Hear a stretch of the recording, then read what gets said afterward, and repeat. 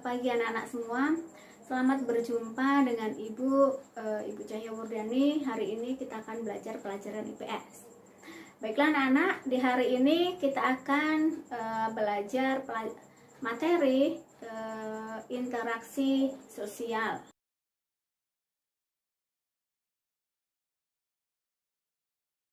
Baiklah, mari kita mulai yang pertama. Kita belajar pengertian dari interaksi sosial. Anak-anak semua, ada tidak yang merasa bahwa dia bisa hidup tanpa bantuan dari orang lain? Ada? Misalnya, oh aku bisa hidup tanpa kamu, tanpa bantuan dari orang lain. Ada tidak yang merasa seperti itu? Ada? Tidak? Oh jelas, kita tidak bisa hidup tanpa bantuan dari orang lain. Karena kita sebagai makhluk sosial, kita pasti membutuhkan orang lain di dalam kehidupan kita.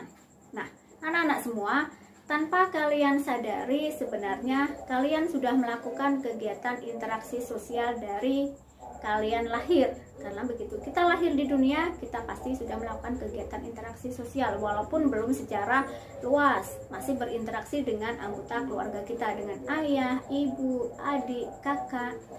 Kemudian ketika kalian nanti sudah agak besar, berinteraksi dengan teman sepermainan, kalian sekolah berinteraksi dengan teman sekolah dan lain sebagainya. Kemudian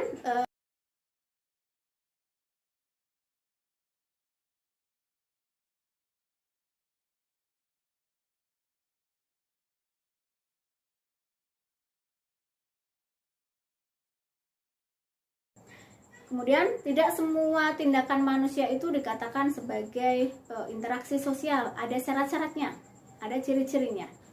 Nah, kalau ciri-cirinya, yang pertama adalah jumlah pelakunya lebih dari seorang atau lebih dari satu individu. Contohnya misalnya, kalian membaca buku, bermain boneka, atau misalnya bermain mobil-mobilan, itu belum bisa dikatakan sebagai interaksi sosial. Mengapa? Karena hanya melibatkan satu orang individu atau satu individu saja.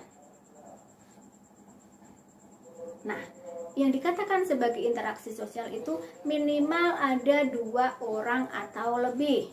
Misalnya, dan yang kedua bisa berlangsung secara timbal balik.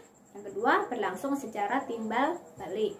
Kemudian yang ketiga adanya komunikasi antar pelaku, dan yang keempat adanya tujuan tertentu. Kemudian syarat terjadinya interaksi sosial. Ternyata ada 2 syaratnya, Nak. Yang pertama adalah adanya komunikasi dan adanya kontak sosial. Kalau komunikasi bisa berlangsung secara langsung. Misalnya kita saling menyapa, misalnya kamu bertemu dengan ibu, kita saling menyapa, selamat pagi ibu, assalamualaikum. Nah, kemudian kamu bertemu dengan teman yang lain, hai, itu dikatakan sebagai interaksi sosial karena sudah adanya komunikasi. Atau mungkin juga terjadi kontak sosial, kita tidak saling menyapa, tapi terjadi adanya kontak sosial, saling melambaikan tangan, tersenyum. Nah, itu dikatakan juga sudah melakukan kegiatan interaksi sosial. Kemudian ternyata interaksi sosial yang kita lakukan itu ada beberapa faktor yang mempengaruhinya. Yang pertama adanya faktor imitasi. Faktor imitasi adalah faktor proses seseorang mencontoh orang lain atau kelompok lain. Contoh yang paling sederhana adalah ketika di rumah kalian yang perempuan, misalnya anak-anak perempuan melihat orang tua kalian, ibu kalian misalnya memakai bedak, memakai lipstik dan lain sebagainya, otomatis ikut-ikutan orang tuaku, ikutan ibu aku memakai bedak, memakai lipstik. Itu adalah kegiatan dari imitasi. Atau mungkin juga yang laki-laki, misalnya orang tuanya atau ayahnya membersihkan mobil atau mencuci sepeda motor, kamu meniru kegiatan dari orang tuamu tadi. Kemudian yang kedua adalah faktor sugesti. Nah, faktor sugesti adalah faktor pengaruh yang dapat menggerakkan hati orang lain. Contohnya misalnya kalian melihat tayangan di televisi, kalau mau sehat, mau kuat, kita makan biskuit A misalnya. Nah, berarti kalau aku mau kuat, mau jadi seperti dia, aku harus makan dari biskuit A. Itu adalah faktor sugesti. Atau mungkin juga ada beberapa orang yang dia memiliki dokter keluarga, dokter langganan. Jadi kalau misalnya kita sakit, kita datang ke dokter A, pasti kita memiliki sugesti bahwa ketika pulang dari dokter A, pasti kita akan sembuh. Nah, Itu adalah faktor dari sugesti. Kemudian yang ketiga ada faktor identifikasi. Faktor identifikasi hampir sama dengan imitasi tapi berbeda jauh. Kalau imitasi hanya meniru saja, hanya mencontoh, sedangkan kalau yang identifikasi ada kecenderungan atau keinginan untuk menjadi sama dengan orang lain. Contohnya misalnya, kalian yang penggemar dari misalnya Valentino Rossi atau misalnya adalah Lionel Messi.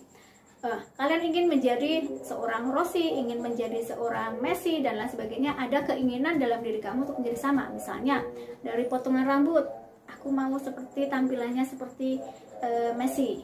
Kemudian aku mau jago sepak bola biar seperti Messi. Kemudian kalian mengikuti ikut SSB, mengikuti pertandingan-pertandingan dan lain sebagainya. Atau mungkin yang mau menjadi Rossi, kalian kemudian meminta orang tua kalian untuk memberikan sepeda motor untuk berlatih balapan dan lain sebagainya. Itu udah identifikasi. Jadi ada keinginan dalam diri seseorang untuk menjadi sama dengan orang lain.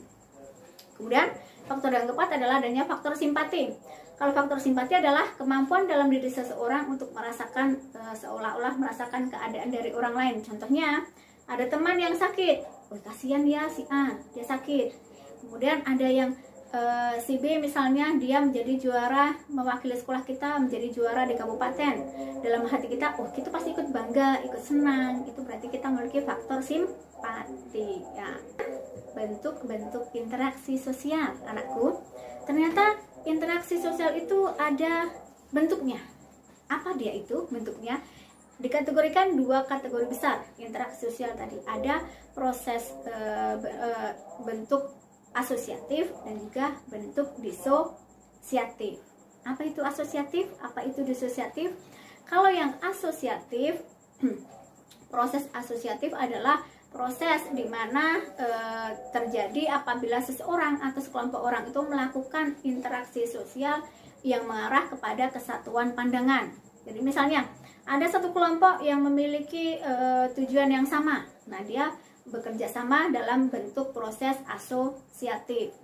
Nah, proses asosiatif sendiri dia dikategorikan menjadi tiga. Ada proses kerjasama, kemudian adanya akomodasi, dan juga adanya asimilasi.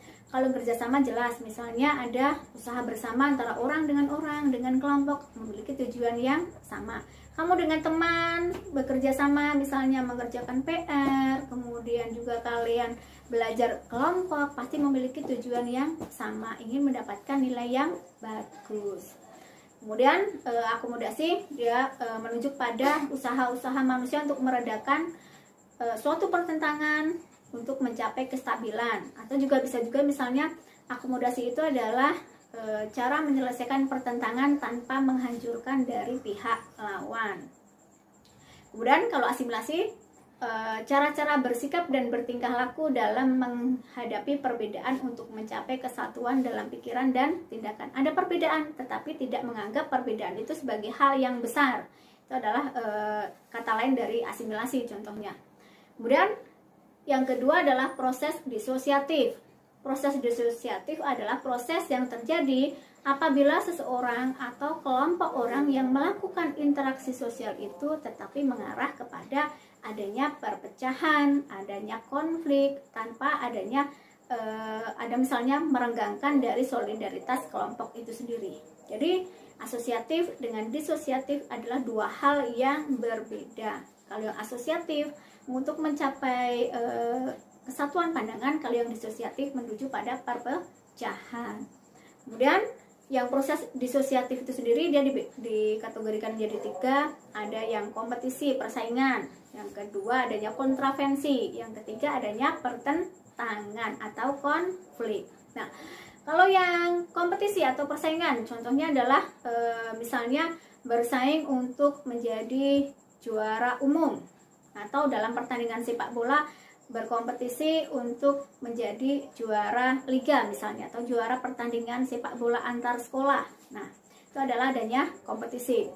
Kemudian kalau yang kontravensi, dia lebih pada sikap mental yang tersembunyi. Sebenarnya dia tidak senang dengan A, tetapi dia menyimpan dalam hati. Itu adalah kontravensi. Itu dalam bahasa yang sederhana. Kemudian kalau yang pertentangan atau konflik adalah proses di mana individu atau kelompok berusaha untuk memenuhi tujuannya dengan jalan menentang pihak lawan yang disertai dengan ancaman dan kekerasan. Misalnya ada satu terjadi tawuran pelajar, terjadi tawuran pelajar itu adalah contoh dari pertentangan, tapi tidak boleh ditiru. Pertentangan namanya tawuran pelajar, tawuran warga tetap harus kita hindari karena itu adalah contoh dari hal yang negatif. Bagaimana anak-anak? Ada yang mau ditanyakan atau yang belum paham tentang interaksi sosial? Baiklah, itu tadi penyampaian materi dari Ibu tentang interaksi sosial. Kita lanjutkan pada materi berikutnya. Sekian dan terima kasih. Wassalamualaikum warahmatullahi wabarakatuh.